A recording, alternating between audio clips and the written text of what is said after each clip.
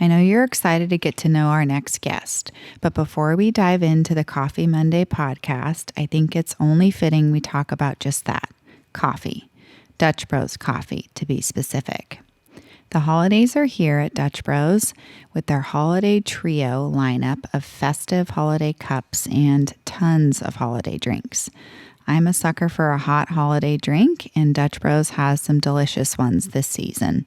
All things peppermint sprinkled into most every drink, including actual peppermint sprinks as an optional add-on. Sipping on my favorite, a peppermint oat milk latte, makes me feel like it's officially Christmas time. So grab yourself a festive Dutch drink and follow along at Dutch Bros Fresno on Instagram and on their Dutch app to get into the holiday spirit this season.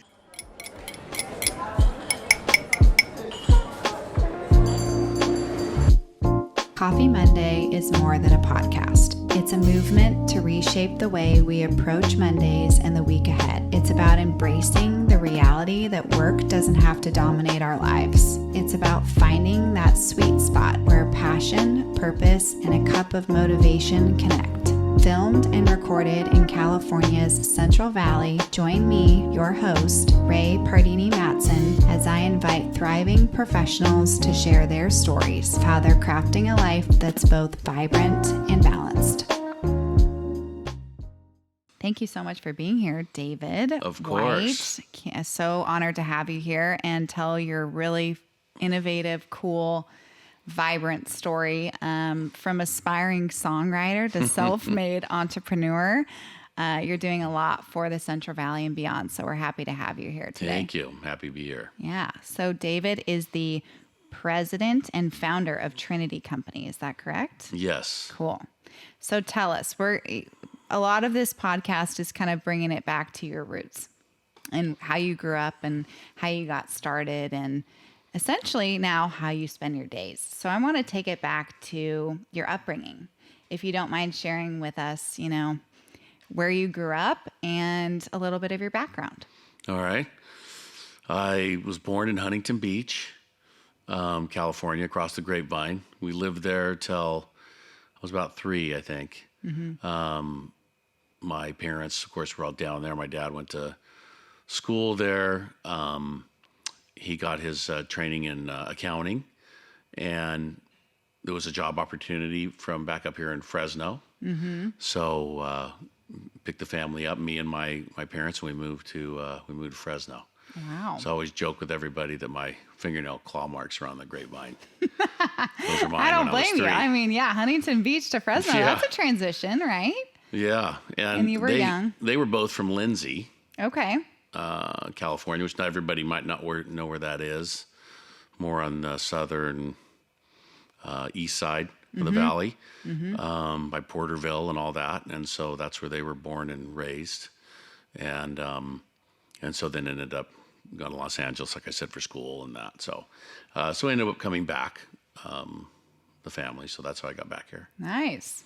So they already had family, or they grew up in Lindsay. So they Yes. probably had some family there still, maybe, when you came back to Fresno? Oh, yes. Cool.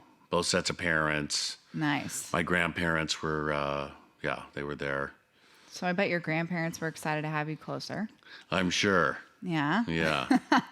And so you grew up in Fresno, went to Fresno schools, right? Yes, I went to Humpty Dumpty preschool on Shields in Fresno. I don't know if it exists anymore. I love it. Down from Sam's Deli. Yeah. I think I went to Centennial Elementary. Okay. 2 years at Alice Burney Elementary. I don't know the story on that. Just thought of that right now. I don't know how I ended up at Centennial, but that was near Shields in Dakota. Yeah. Pretty tough school. Yeah. Pretty tough school. And then I went to Sierra Junior High. It's Duncan now. Polytechnic. Okay. So Yeah. Harpain's Dairy was there. We lived on Fountain Way by Cedar and Fountain Way. Mm-hmm. And I went to there for 3 years. It was a 3-year junior high. They don't have those right anymore. You're right. And then we ended up moving. My dad opened his own accounting firm, and we moved to by Cedar and Bullard. Okay. And so I was going to go to McLean, and we ended up going to Hoover. Nice. Yeah, so I went to Hoover High School, and then after that, I graduated in '81, and then I went to Fresno State for 10 years. And I got one piece of paper. Wait, what? Yeah. Okay, so now you have to share the story. I did not like school. So clearly. Ever. Right? So you just were on and off, or how did that work? I would have left Humpty Dumpty preschool if I could have. But I don't know. I had a lot of fun. I was in a 4-wheel drive club. I had a Jeep. Love it. You know, I loved Fresno State barn dances. They'd have a judges pavilion and whatever. I just did not like. I Yeah. never liked school. I have a lot of people in my life similar, but they never ended up graduating college. So good for you for actually graduating. Well, Wow. Wow. I feel like that's a huge accomplishment, even if it did take so long, right? Like, why Yeah. not just be like, I'm over it. I'm going to start working. Well, like most things, I owe them to my wife. Sweet. So she, when we got married, I don't know how many times I withdrew. How many times you could withdraw from college and still stay in your catalog? Then I blew it one time. I mean, I probably took IS 55 times. I don't know. But academic probation, the whole thing. Yeah. So then we got married, and Lisa had got her bachelor's in, oh man, it's been a long time since I thought of this. She ended up being a marriage, family, child counselor. She got her master's in. Okay. So I think it was a health science. That makes sense. Bachelor's. But, and so then after we got married, she goes, I don't know what you're going to do, but I'm going to, you know, she had a job at the time in probation or with the county. Wow. And she wanted to do counseling there. But she was a PO. She had a badge and the whole thing. It was kind of sexy. Badass. Yeah. So then, for those 2 years, she was going to go get her master's. So I went back to school. My sister, 6 years younger, was going to graduate the year following. So they made me wait. So they said, you can wait this long so we can all graduate together. I think I got a 3.2 or something. That's good. Grade point average. I think I Yeah. did better the last time around. Yeah. Yeah. So your wife encouraged you to see it through. That's great. She obviously very much was an academic if she was a marriage and family therapist, right? Yeah. Well, she's very, very strong socially. You know, she's just a pure person. She's a really Love good that. relationship person. And then she was a good student. Yeah. She did good in school and all that. Now you're bringing back all these memories. I hated school. Yeah. Well, again, props to you for seeing it through. So did you guys meet at Fresno State? You and your wife? We met at church. We met sweet. at People's Church. Love it. Yeah, and when I met her, and I gave her a very romantic pickup line and asked her if she had a phone, and which she said she did. So, Is that your way of asking her for her number? yeah, I was trying to be cool, you know, Yeah, trying to be cool because swag. everybody loved Lisa. Everybody's talking to Lisa and this, that, and the other, and so I was trying to be the cool one. The swab, yeah. Yeah. And I had a little, you know, I cheated a little bit. There was something I was playing at piano or something. I did a music thing there. Oh, cool. And so I could tell she really liked that. Yeah. So Musician. So the musician, yeah. You've shared with me though your passion for music, and I definitely want to touch on that. I think that's really cool and a very big part of you. Yeah. So did you, as a child, were you always interested in playing a musical instrument or being a part of music in some capacity, or when did that start? I mean, you grow up in a church environment. I grew up in like the Assembly of God environment. I mean, music's a big part of your weekly life. I mean, I was always a big fan of music. I love everything. I pretty much love every Really? style. I mean, if you looked at what I have on my phone and whatever, I'm a big fan of, and when I write or whatever else, different styles. Like I appreciate really good lyrical content, really good music, rhythms, melodies. I don't know. It just something was always in me. I think I picked a guitar up. My friend lended me one when I think I was 16. And then I think there was a traveling preacher or something, and got to meet his daughter and had a crush on the daughter or something when I think that's how it happened. 15, 16, I wrote my first song. Okay. So, and then my friend wanted his guitar back. So then I think I bought my first guitar. I wonder where that is.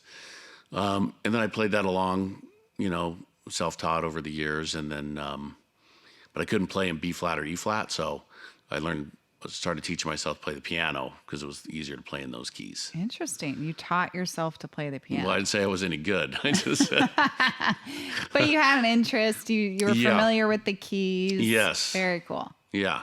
Love it. Yeah. So that was always kind of a side. Yeah.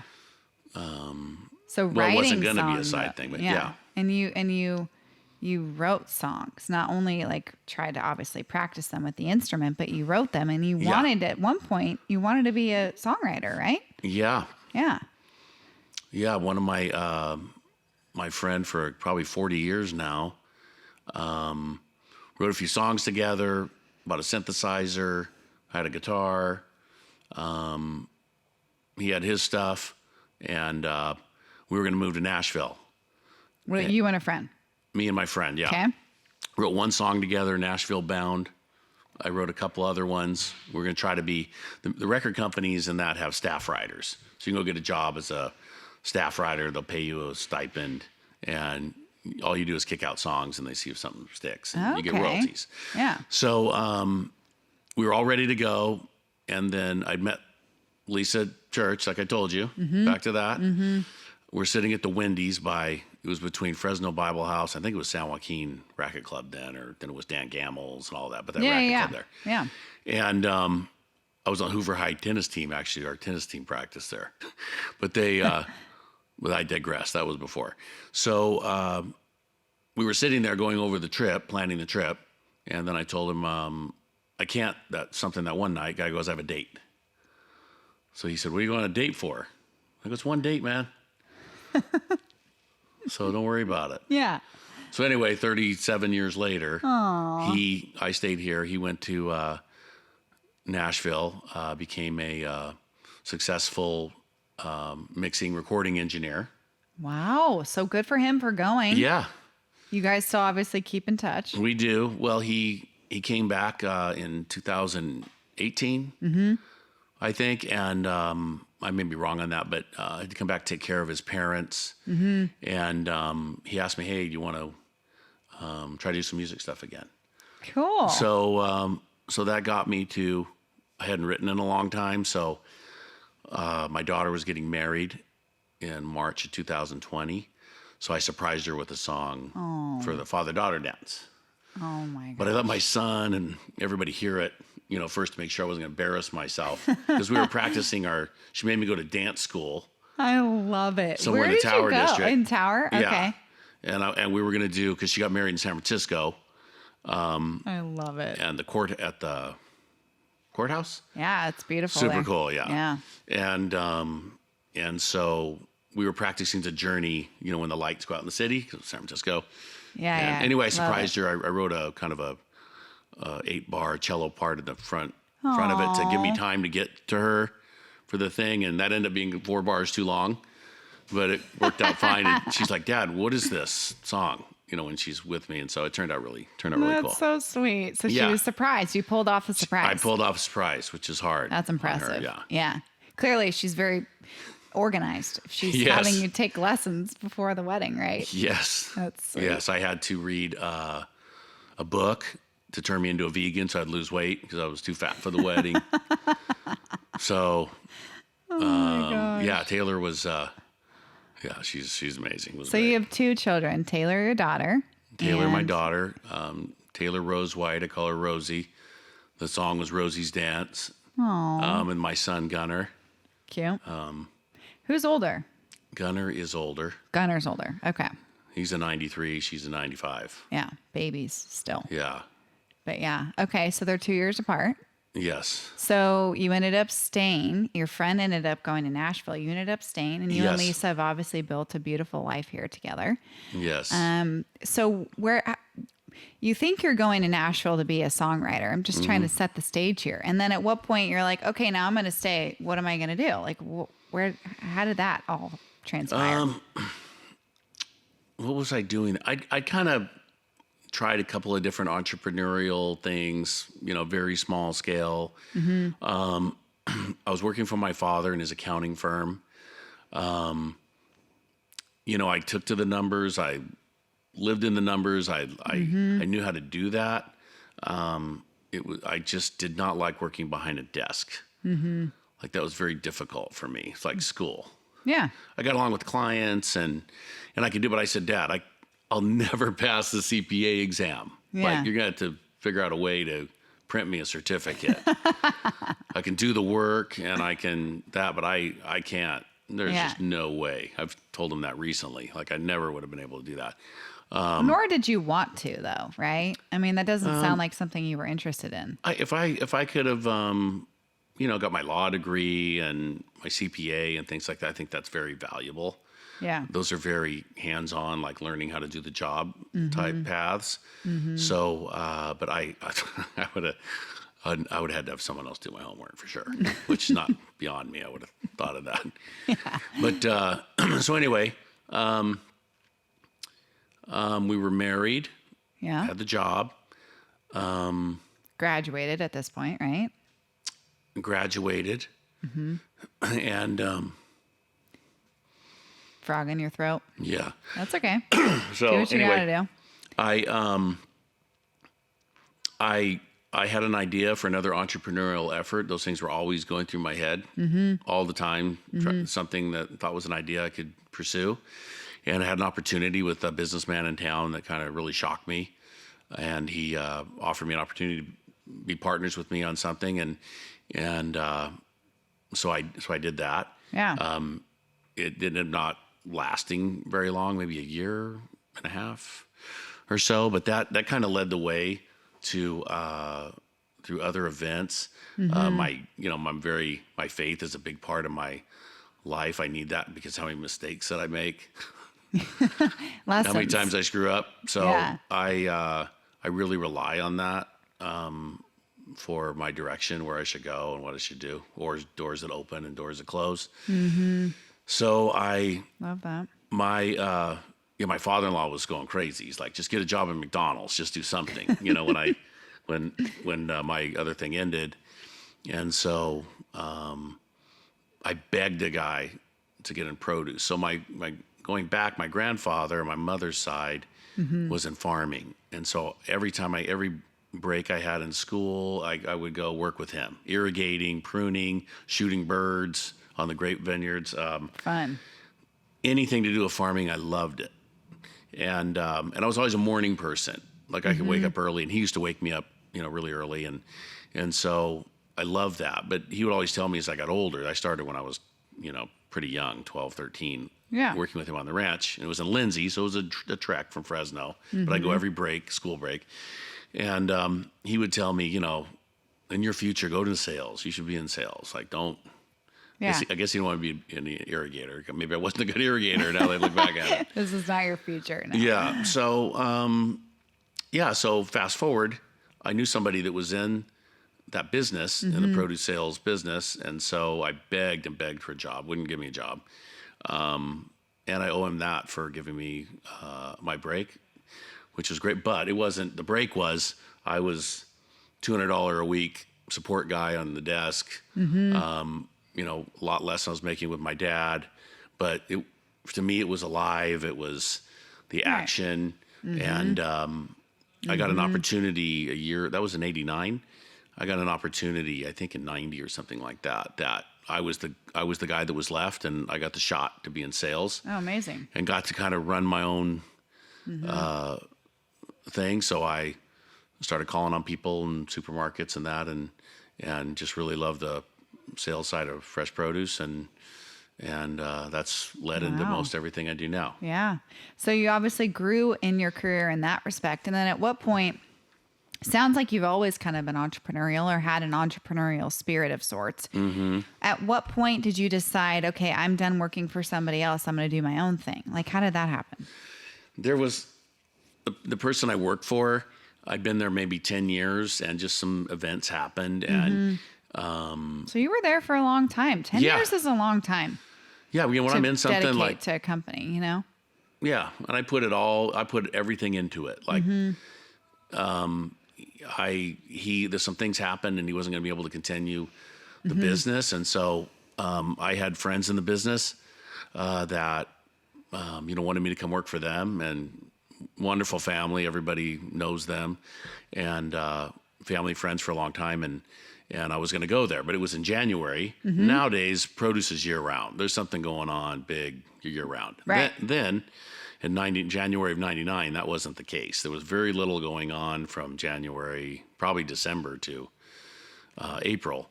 So Lisa and I were walking one time down Pulaski Avenue. We loved Old Town Clovis and whatever, and I saw a building there where the clock is, 412 Pulaski, and said, man, if I could ever have my own thing, I'd want to be in there. Well, I went, looked at the window, and it was an ag exporter, but he was going out of business. No way. So I made a deal with him. We decided, hey, we're going to try it ourselves. So I had 2 kids, borrowed car, no money, and I started calling on customers I dealt with for a long time and started brokering, buying and selling kiwis. And wow. And then as a few months went by, different growers and stuff started calling me and saying, hey, we heard you doing your own thing. Would you sell our fruit? And that started to snowball pretty fast. And then that rolled into getting into our own farming and production facilities and all the different aspects of So you fresh have, produce. there's a lot of so or produce brokering rather, but you also farm and pack. Is that the proper term? Yes. And from growing to, obviously we'll get to the juices here, but it's multifaceted. Yeah. Because really anybody in produce, no matter who you talk to in any item, it's about the sales, right? Yeah. Ultimately, Right. It's how much money is going back to the ranch. And in any of those items, it gets to a conversation like this. And because the ultimate customer, supermarkets, you think about it, are like forward distribution centers for all of us. Like, not all of them, but most, probably 99% of them, they're not making anything per se. They're a neighborhood market building that's around here. One of my favorites, the market down here. We love the market. They're bringing in things from all these different manufacturers and suppliers and all of that. And so that world is what we all live in, that there's these neighborhood markets basically, really. And then that evolved into club stores and then big box or, Walmart superstores. And Right. super centers, Target super centers, which I think there's one in Atwater, I think is the closest one. But they, those kind of layers have developed, but that's all about, getting all the stuff that all of us make here in the Valley, which a tremendous amount of, variety of products are made, getting them into those facilities and to the shopper. When my son, when he was very young, I said, Gunnar, if you ever get in this business, and when I told him what we do, what paid the bills, it's like the people with the shopping cart, that's your customer. Right. So they have to go in, select our item, and then you want a repeat sale. So that's the world. Repeat sale meaning repeat sale of the shopper. Yes. Yeah. I want you to go eat a shopper. peach. Yeah. We talk about it all the time. If you have a bad experience with a peach, we might lose you for 2 months. Yeah. Wow. And now the way the business has evolved, typically there's not that many suppliers anymore. It's really, really contracted. But if you're selling a customer, there might be a couple different suppliers supplying them, or maybe just you. And so that's your fruit that shopper's getting every week. And so there's a lot more responsibility on us now to make sure fruit eats really well, holds up really well.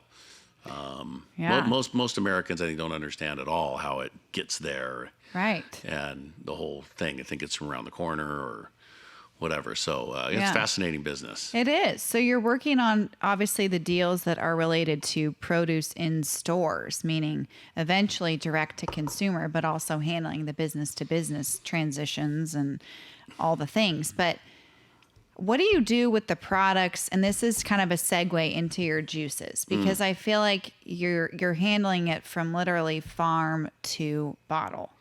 So talk through, because I feel like this term of sustainability, specifically in the ag community, is a buzzword of sorts, Yeah. right? And I'm always curious to know what that means to you, what that means for your company, and how you've essentially taken these byproducts that you're not able to sell to grocers and businesses, correct? And essentially turn them into juice.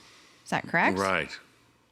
So, what does sustainability, let's back up. What does sustainability mean to you and to Trinity as a whole?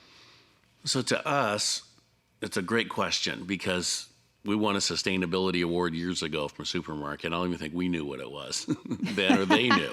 Yeah. I think a lot of retailers don't even know what it is to this day, but it really is about that you're protecting and treating the land in such a way that the farming can sustain itself and crop production over a long, long period of time. And doing that in a way that's is environmentally conscious, and in a way that how the inputs, how the everything that you're doing from your labor force to how you're farming it, to the implements or the farm inputs you're putting into the crops, and all of that is done in a way, and where those all come from, and all of that in a way that can be replicated over the long period of time. Yeah, makes Right? sense. Yeah. Because if you're doing something that's not sustainable in anything we do, you'll know that. Like we probably use it in our everyday conversation. Like, well, that's not sustainable. We can't keep doing this or Right. that. And Right. that the end of that story is not going to be that you can keep doing what you're doing. So it's kind of that way in the farming. You look at it differently now. Like regenerative farming is a big thing now, and that's all about. I highly recommend everyone watch Kiss the Ground. Woody Harrelson's in it. It's there's a lot of different things I watch and look into, and I'm a big ocean guy. I always like following the different people working in things with the ocean. That because we're still learning about carbon. Carbon's a big part of that conversation. Now they're looking at, hey, we need a lot of carbon. We're still figuring it out. They're learning that permanent planted trees are huge sequesters of carbon and capturing carbon, and so we need to keep a lot of trees in the ground. We're challenged by a really difficult strategic groundwater management act here that's affecting a lot of trees that might have to be pulled out. And now we need those trees in the ground. We need to figure the water thing out. We don't have to pull out a lot of trees. Right. So sustainability captures a lot of things in it to different people. A retailer will tell us, fill this out and say, you need to prove to me you're sustainable. So what's your labor force? How diverse is your labor force? Where are they coming from? In the Central Valley, they worry about how the shrimp is got in Thailand and shrimp boats and child labor and different things going around the world, and retailers and club stores and big box stores, they deal with those challenges on where their products are being sourced and how. That's really the big story. In the Central Valley, and the nut people and the fruit people and everything else, the grapes, everything that's grown here, citrus. We don't live in that world. Everybody lives here. We see, like, typically labor forces are year round. There has been a lot of great improvements in the how labor is handled, the amount of hours they can work, the temperature which they work at, the water availability. There has been a lot of great things that have been done to elevate, and because for years there was such an abundance of the labor force that it's kind of supply and demand, and so labor was really challenged, especially during COVID years and all of that. People having difficulty moving around and that, but our industries were deemed essential. So a lot of the facilities kept going and things like that. So we were able to keep, but it was very challenging at the packing house. I think for the first time, any people I talked to knew there was over half of the people in the packing house had never worked in one before. That was new. Used to be really generational. Yeah. Young people would work up. They'd use it as a summer job or, when they weren't in school or whatever, and then they'd go on to something else. And, that really changed during COVID. Like we got a lot of people that didn't ever work in a packing house before. It's really challenging. I bet. Yeah. So for us, sustainability is about taking care of the topsoil, rebuilding the topsoil, being very we started implementing regenerative farming techniques years ago, using different, products that are more naturally based. A lot of the stuff that was sprayed here years ago, and when our parents and everything it was bad, really bad. Like none of us want to be applying things that we don't. And it's a challenge because the bugs, just like us, they'd like to eat the fruit when it's at its ripest and when it's getting ready to, and so, pest issues are something we have to deal with in the management of that. So, there's a lot of things going on all the time with the companies now trying to figure out how to farm better, more responsibly. And so I think the juice, when we get into that, is like the byproducts. There might only be like a pomegranate. It might only be 40% of that tree is good enough to make it into a box. Well, everything in my life comes from the ground up. So it's the water. Luckily, we've had some really good water supply the last year. Took us out of the drought, but we don't have the infrastructure for storage and things like that. So, we hope we won't. We could have a problem again in the future. But all the water that goes into grow that tree, then produce that fruit, I just kind of had an awakening. I thought about upcycling and that when the pomegranate juice market crashed years ago, and we didn't know if we were able to stay in pomegranates or not. And then Palm Wonderful, who'd done an amazing job with pomegranates and pomegranate juice, they'd bought a lot of everybody's pomegranates for juice, so they stopped doing that. So a lot of those got pulled out. So I de-seeded pomegranates in 2000, and then I got out of it. And so that's my greatest kind of upcycling story, is the pomegranate seeds that we started. So those are pomegranates be worth nothing. So half of that tree, there's no juice market, there's no byproduct market. Half of that tree you grew is going to go to cattle feed, or you just got to dispose of it. So we started up the plant. It was very difficult to this day. It's extremely difficult business. It's not a high volume business, but for us, it fits a niche of my long-term goal of just, eliminating the food waste at source. And that is by trying to utilize every piece of fruit on that tree, because so much went into that. And it's just good business. But we did that, and it worked. It was hard for a couple of years, but we slowly built it up. Again, there's only 2 or 3 players in that whole space, so it's not like it's a big. But it worked for us on pomegranates to have another revenue stream. But again, not to be like a profit mode part of a business. It would be very typical in a business. It's taking a component, a byproduct, and providing some money back to the ranch versus negative. So it could absorb the costs that were allocated to that fruit. That's a big thing. And give something back to the ranch. Even if it's a break even, it can absorb the costs and all that. That's a win. Smart. So we did that with the pomegranate seeds. And then that evolved into the juice, because that market's up and down, and like all byproducts, it's all over the place. So like right now, the orange juice market's hot. I mean, 6 months from now, it could be no market again. So I'm trying to provide, equilibrium in our byproduct markets, because we do, our main pillars are stone fruit, peach, plum, nectarine. The stone is the pit, inside. So a cherry but a peach, plum, nectarines is our big thing in the summer, and we do pears and some other things. But and then citrus, the easy peel mandarins, navels, caracaras, lemons, blood oranges, and then the third one is, I just drew a blank. The pomegranate. Sorry, the stone fruit, the pomegranates, and the citrus. Are like a category of their own, right? Yeah. So the pomegranates are the other one that's been really, really a struggle and a battle. And, so you do the seeds and the juice for the pomegranate specifically. Yes. Yeah. So how long has squeezed juice been around? When did you start? Because the pomegranate and the mandarin were the first 2, correct? Yes. When did that start? I first started working on that in 2019. Okay. And so, because, like I said, there was such variables in the byproduct market, and I wasn't even involved with it. We dealt with it at the facility. Right. And I'm like, what's going on? And it's all this movement in it. And then So I said, there's got to be a better way to do this. I'm going to try to do it myself. So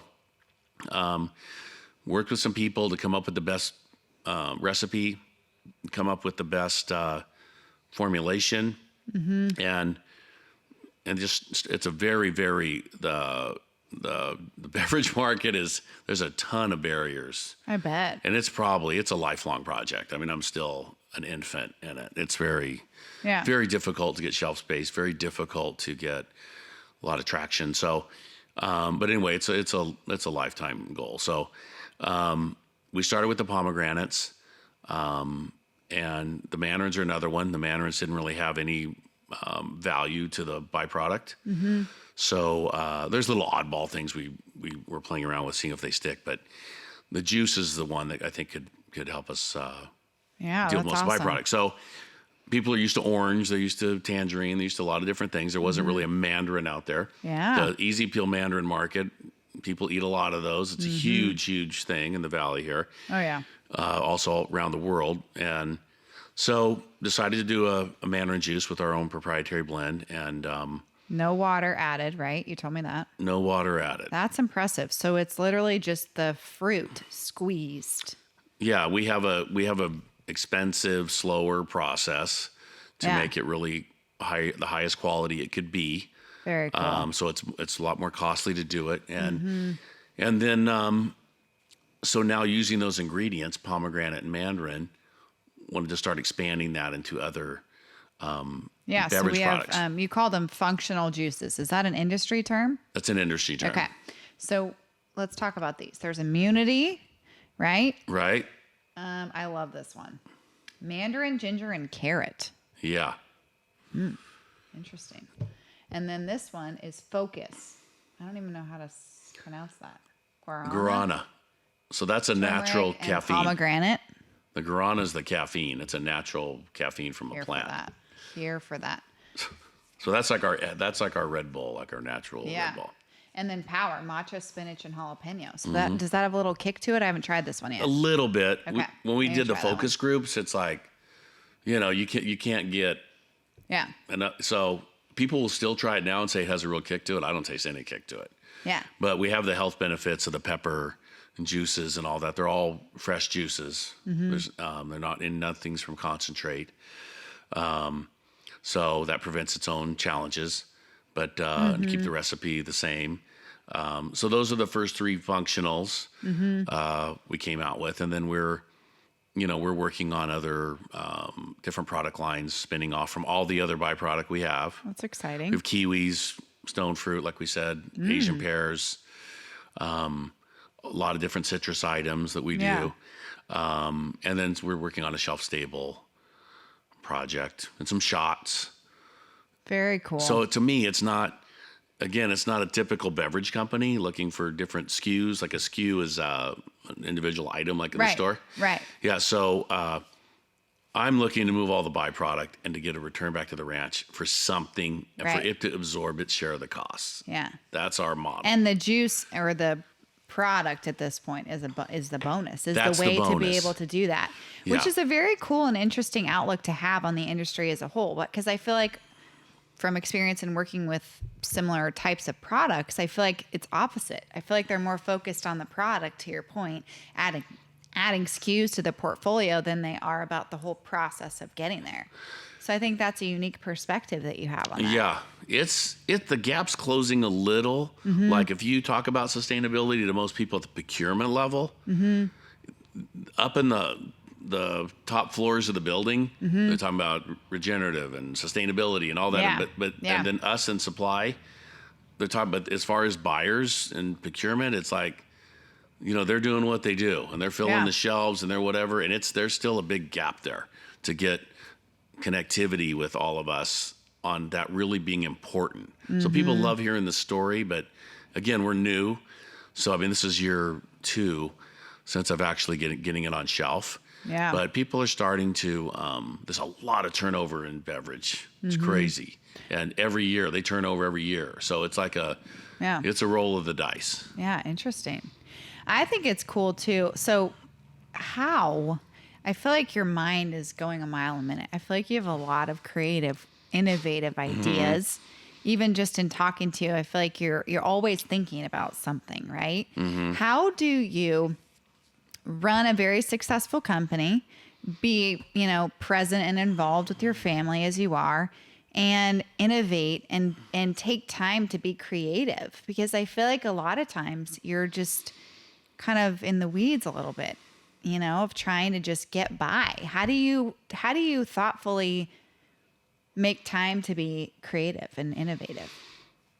Well, I always focus on customer service on my business side. Staying very connected to the customer. I get emails. If somebody emails us and it's a problem or a compliment or anything, I see it.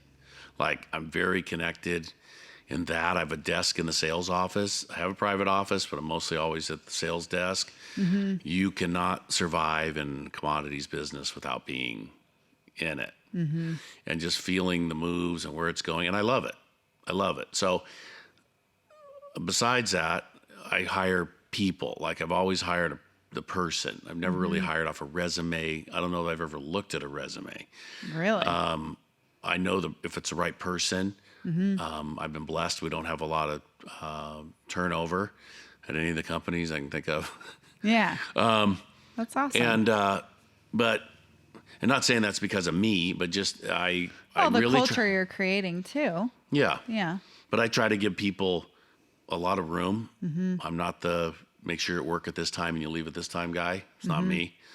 As long as we get the job done, my customers are happy, growers are happy, our farming team's happy. Yeah. All of that. I think as long as I stay close to the people and everybody seems to be really supportive and want to help me in what we're doing, and your ideas have to make sense.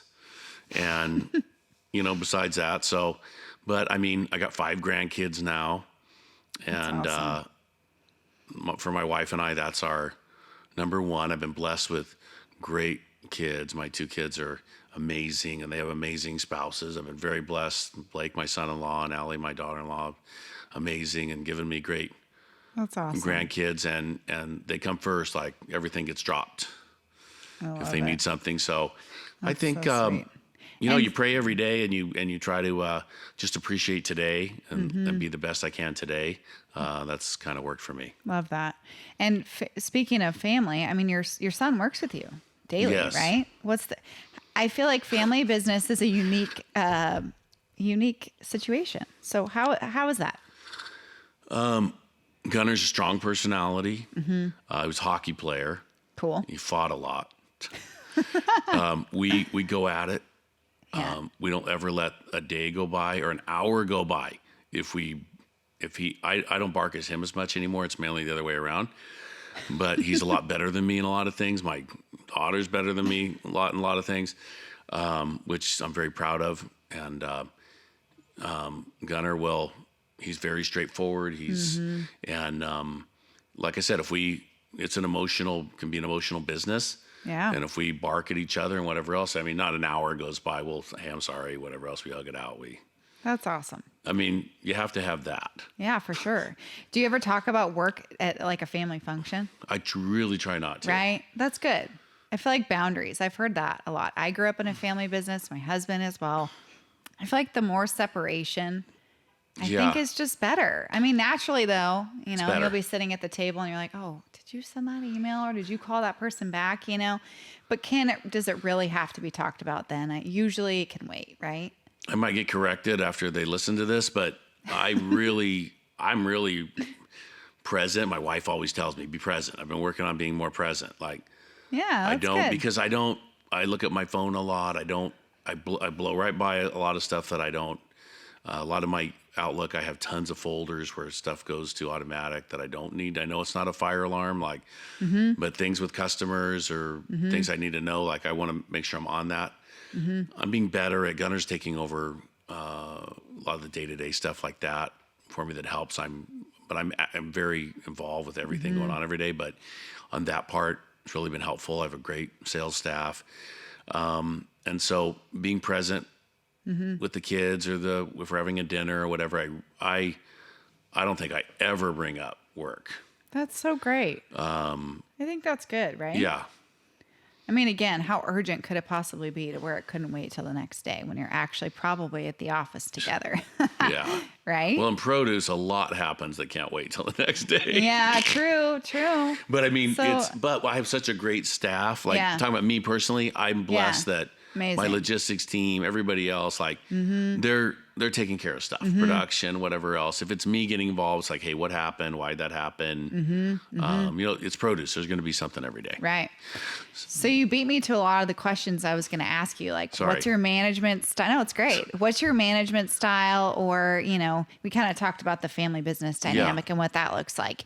So are you a routine person? Like, what's your day? What does a day look like in the eyes of David White? Is it the same? Is it different? It changes. I'm always trying to evolve. Someone's barking at me, my doctor, or somebody like, hey, you should do this, do that. You said you're a morning person, or at least you Morning were. person. Now, I love to get up.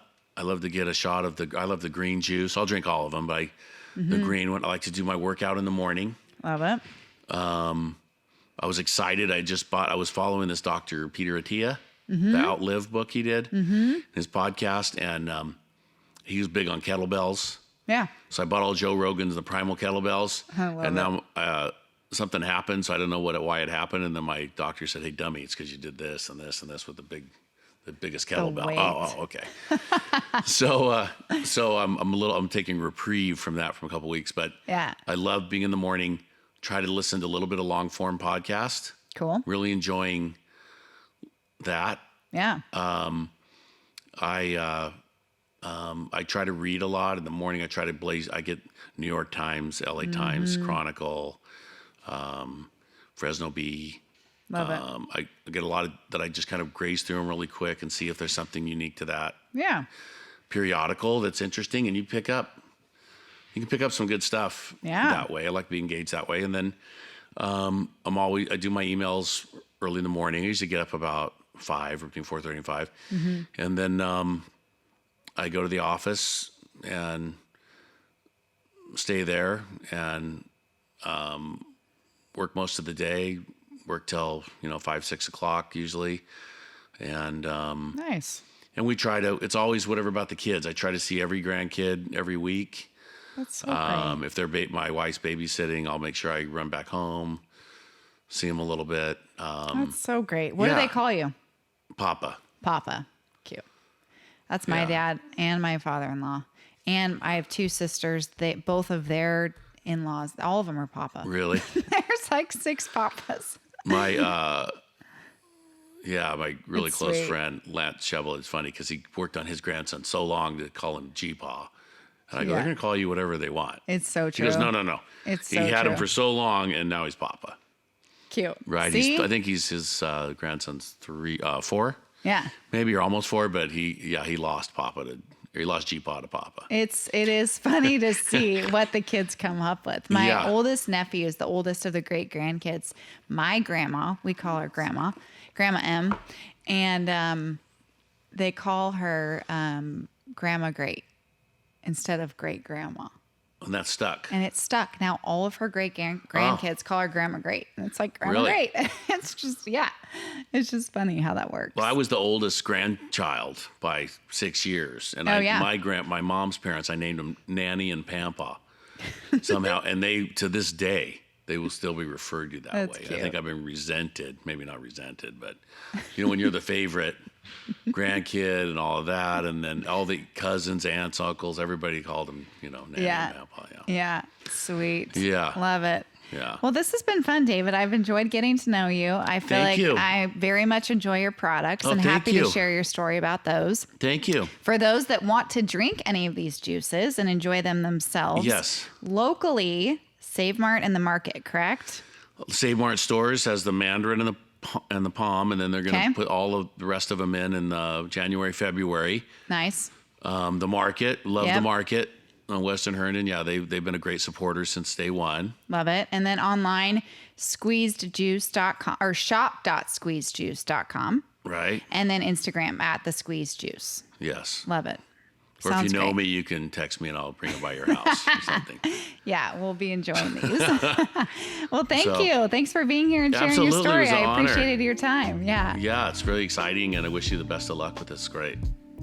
Thanks for listening. Feel free to rate and review this episode here and connect with us on Instagram if you have any thoughts, questions, or any guest suggestions. Thanks.